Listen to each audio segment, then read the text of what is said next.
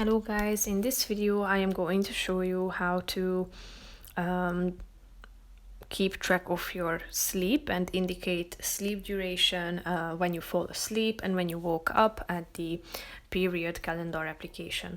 But first I just want to mention, don't forget to subscribe to my channel, because at 10,000 subscribers I am going to show you my whole YouTube revenue statistics and growth strategy, how to make money online. So let's jump into it.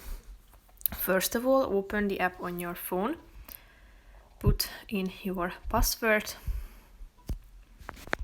use your Touch ID or either type it in. Then go to this last section called Mine. Scroll down till you find this sleep icon in the middle of the screen and tap on it. Tap on manually entry on this plus icon in the left side of the screen. Here you should indicate when you fall asleep and when you woke up. And as you can see, the sleep duration will be indicated at the top. Then click on the done button and you have added this entry.